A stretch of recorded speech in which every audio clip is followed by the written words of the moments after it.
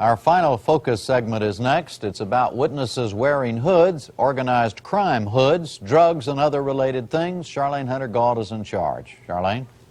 Jim, although there was only one hooded witness, there was plenty of dramatic testimony during 3 days of hearings held by the President's Commission on Organized Crime. It was held in Washington, and the hearings produced wide-ranging testimony about $100 million cocaine deals and the wide network of people they touch.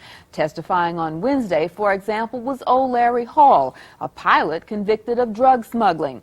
Back in 1982, Hall was free on bond, awaiting trial. Rodney Smith, the Commission's Deputy Executive Director, asked Hall how was he able to continue flying cocaine from Colombia to the United States while having to appear in person every day at the Miami courthouse. Well, daily meaning Monday through Friday, 8 to 5.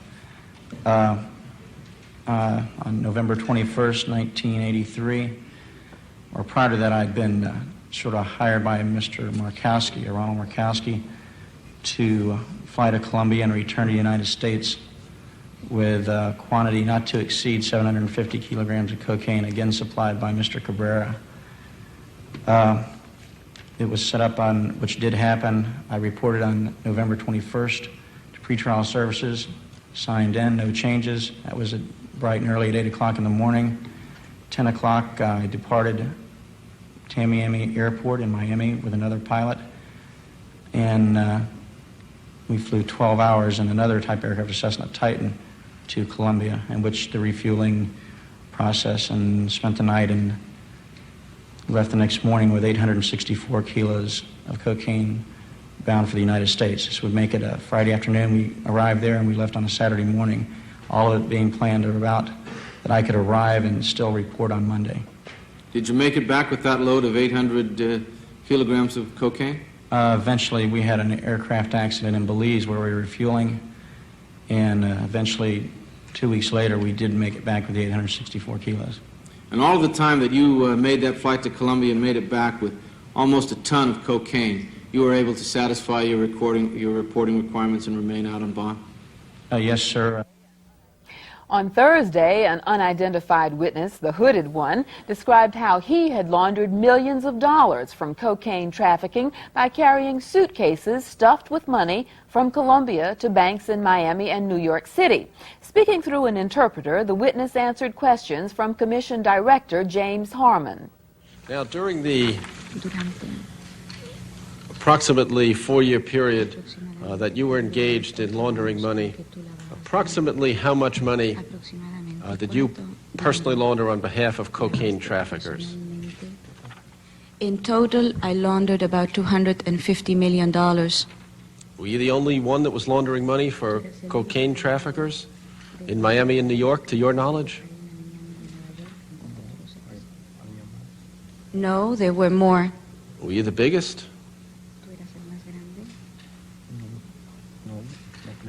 No, I don't think so. Now, if I could, approximately how much of the $250 million was transported to New York during the course of that approximately 4 years? More than $25 million. And once this money was transported to New York, into which bank was it deposited?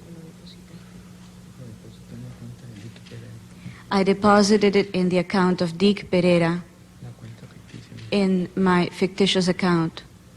Did the employees of Dick Pereira know that you had opened up an account in a fictitious name?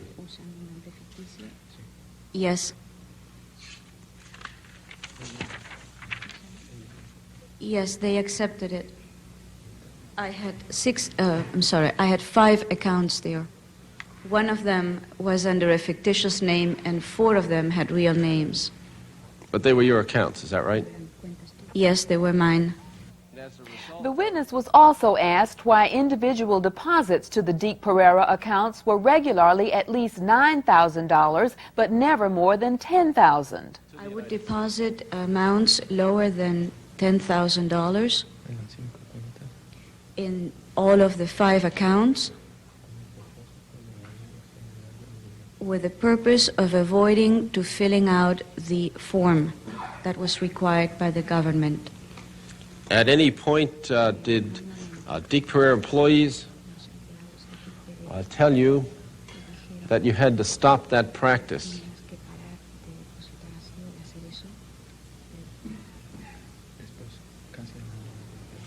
They told me that almost a year later. Did they tell you why? No, Did they continue to take your money after that? no, and I didn't ask either. What was your next Did you question? continue, did Dick Pereira continue to permit you to make deposits and use their services subsequent to that? Yes, and I continued depositing large sums of money. The chairman of Dick Pereira told the commission that it's hard for a teller to decide if a depositor is a drug trafficker. In suspicious cases, he said, tellers are instructed to accept the deposit and report it to company officials. This week's hearings are the latest in a series that have highlighted a vast drug network both here and abroad. Last month, the 19-member commission held hearings on Asian organized crime connections in this country, and it also called on American banks to stop laundering drug money. Here to give us some more details on the commission and to answer some criticism that its work has provoked, we have the group's executive director and chief counsel, James Harmon, whom we just heard on the tape, right? That's Mr. correct. Harmon, what exactly was it that you were trying to get at in the hearings this week? Well, during the course of this week's hearings, we intended to expose to the American people the cocaine business from beginning to end, from cultivation in South America through the money laundering cycle which you've just seen.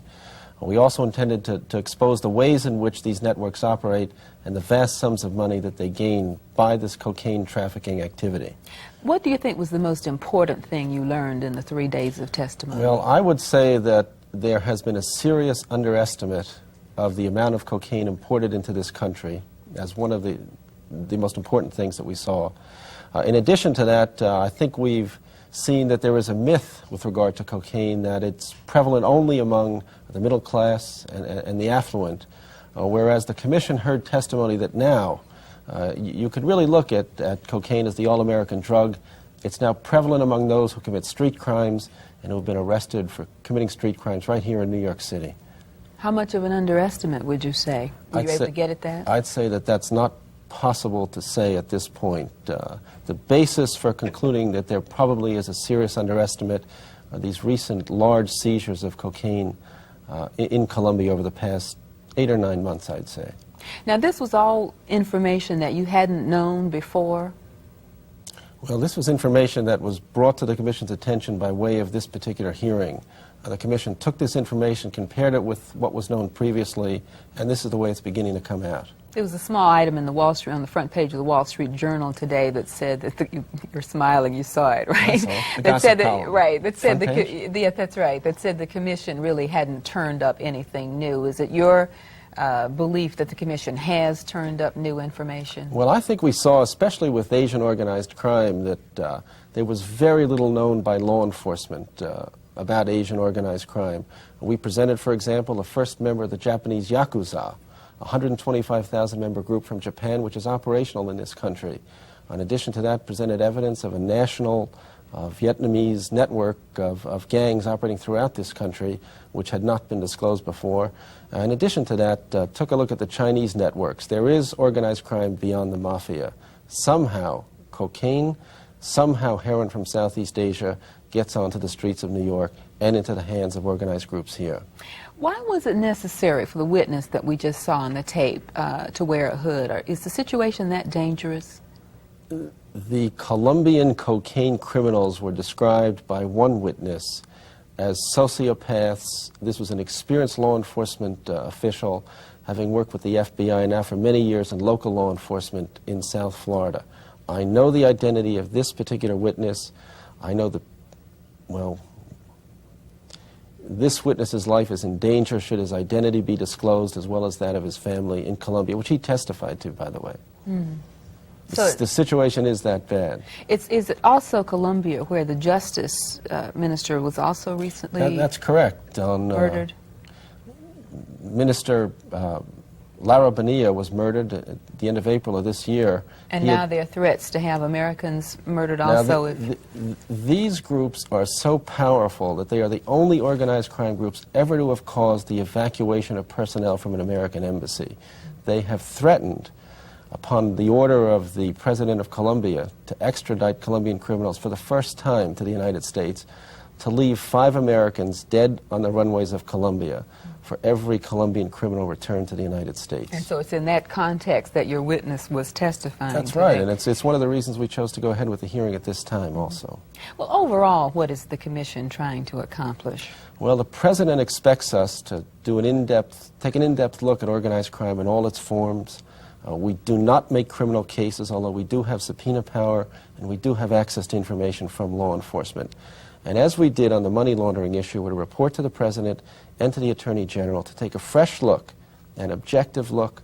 We have no stake in the outcome of this other than the same as the ordinary person would have, to develop new ways Of approaching the problem. Yep, that's right. You know, the American Banking Association responded to your call on them to help stop laundering this money and dealing with organized crime by saying that you were leaving the country open to a witch hunt. Does this bode ill for your recommendations and the effect of the information you're gathering? Well, there were no witches that brought money into that company that we heard about, Deke Pereira. There was testimony that $97 million was laundered through that one company.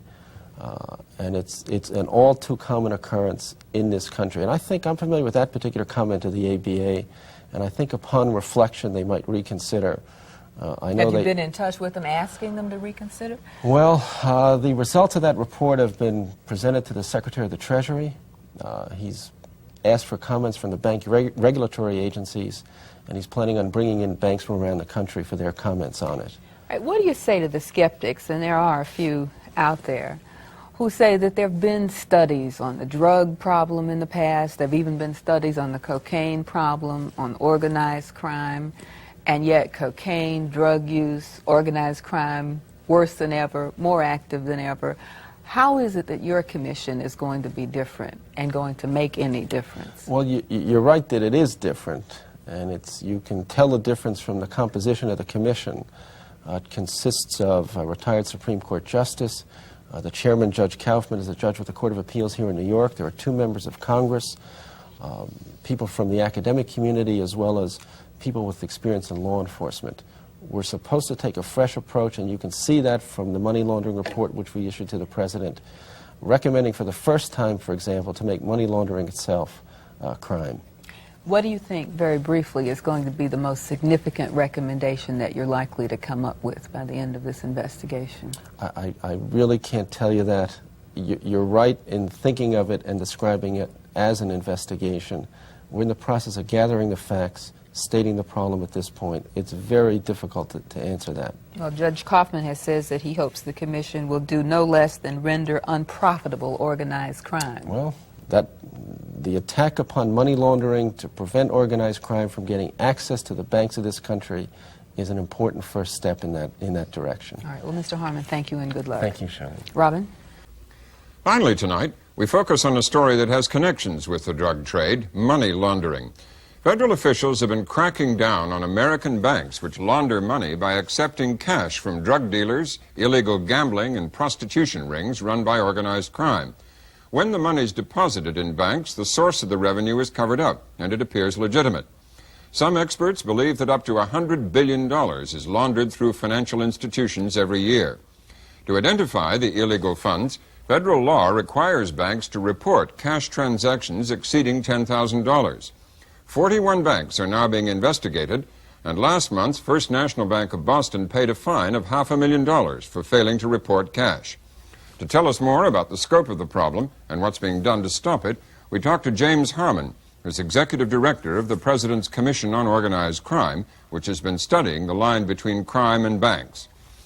Mr. Harmon, first of all, what is your estimate of how much money is laundered? You just heard me quote the Fortune magazine estimate of $100 billion. Well, that estimate may reflect the totality of the amount of money that's earned in the narcotics trade. Not all of that money is actually laundered. The estimate that we've been able to develop is probably $5 to $15 billion a year enters legitimate financial channels on an annual basis. That estimate, however, may be a bit low. Describe how it works. Well, money, believe it or not, does present a problem for organized crime, and by that I mean organized crime is more than the mafia today, the Colombian cocaine networks also being an example. The problem is to get access to that money. Money laundering is really a kind of sleight of hand, a kind of magic. And if I could perhaps just use this as an illustration, a dollar bill always retains its character. It is what it is, a dollar bill, but its source is the problem for organized crime and narcotics traffickers. The trick is to change it to make it look like something other than it is, to change this dollar bill from a dollar earned on a street corner in Harlem in a heroin sale, for example, into something that looks like perhaps a loan from a legitimate business or the profit of what appears to be a legitimate business deal. The key always is the moment at which that cash is placed into a bank or placed into a brokerage firm or on occasion placed into a casino. Now, typically in what amounts is this cash brought in? It varies. There is something, people who've now become known to law enforcement as Smurfs. These are people who deposit amounts just below the $10,000 federal reporting requirement. It's not limited only to amounts just below $10,000. Deposits are brought into financial institutions, sometimes which weigh over 200 pounds, and sometimes which range from $1 to $3 million. So it's not just banks, it's also, you mentioned brokerage houses? Brokerage houses, casinos, foreign exchange firms, as well as banks. But only banks are under the requirement to report. No, they are all under the reporting requirement as of this point. Now, what are they supposed to do? What are the banks supposed to do? Well, when a person comes in either to deposit or withdraw $10,000 in cash or more, the bank... To withdraw it? Either to deposit... Or withdraw, I see. Or to withdraw it. Mm-hmm. The bank is required to have that person fill out a form. That form has the person's name, address, and other identifying information. Mm-hmm. Now, what have banks not been doing? Have they not been asking people to fill out those forms, or what? Well, that has been the pattern. Year by year, the number of forms that are filed are increasing geometrically, which leads us to conclude that banks have not been complying with this requirement, which, by the way, has existed on the books for 14 years. This is not something new. Mm-hmm. In addition to that, the forms are filled out incorrectly, on occasion not reflecting the true name of the person that came in and conducted the transaction. Well, how could a bank check on that? Well, banks, the first rule of banking practice is to know your customer. And we've suggested that there are a number of ways that banks could look at particular transactions, certain indicators of money laundering, which could require and should require in some cases banks to look a little bit further. How many banks do you think are just looking the other way in this? What's your estimate? I know you have 41, I believe, under investigation right now. But how many do you believe, out of the totality of American banks, are just not bothering with this? That's very difficult to say at this point. I would say that within about a year from now, after all this attention has been focused on the issue, a way to determine this is to see how many more of these forms have been filed. But every bank in this country, no matter how small, no matter where it's located, is subject to being used by money launderers. I see. And I was going to ask, is the figure 41 right? Is that the number of banks that are currently under investigation? That was as of October 1984, as the Justice Department advised us. There probably are more banks under investigation than that. And how many have been convicted?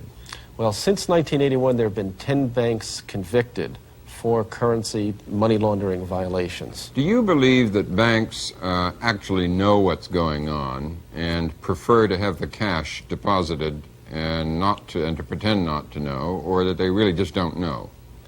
In many cases, banks simply choose to look the other way.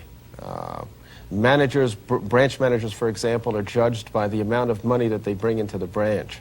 Or what the Commission has suggested in a very general way is that the chairman and the influence should come from the top, that branch managers are told that part of the measure of their performance is not merely the money that they bring into the bank, but sometimes the money that they turn away, the mob's money, for example. Now, in addition to bringing the kind of pressure you are in the Justice Department, what else would you like to see done? Well, the Commission, at the direction of Judge Kaufman, very early sought to develop a strategy to get at the mob, and that way was very simply to get at the mob's money, and we found something very simple, which was that the mob puts its money in banks like everybody else. But it is possible to launder money, large amounts of money, even complying with the current reporting requirements, so that the Commission has recommended that money laundering itself be made a crime for the first time, and that the audit procedures used to ensure bank compliance be changed, be strengthened, and be centralized in a way that isn't done as of this point. The people who are familiar with this issue on Capitol Hill tell us that a bill to make money laundering a crime is not very likely to go through the Congress. What's your reading on that?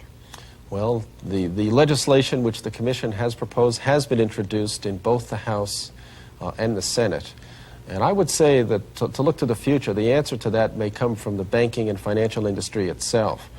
That some financial institutions should take the lead in this. As I've been told, the chairman of the First National Bank of Boston said last night that bank has already adopted some of the recommendations of the Commission. It's sad to say that those circumstances caused that adoption, but we would expect some leadership from the financial industry itself. Don't all these measures, both in existence now and what you're proposing, wouldn't they make life rather hard for the privacy of an honest bank customer who wants to deal in cash? Well, it's the issue is not the privacy of the honest, law-abiding citizen. Law enforcement can tell very quickly, once they're pointed in the right direction, whether or not a particular person is engaging in money laundering or legitimate business. The issue here is the ability, not through control of drugs at the source, which is basically something in many ways out of our hands, but to do something within the United States that could strike a real blow at the trafficking organizations themselves. Well, Mr. Harmon, thank you very much for joining us. Thank you. Judy?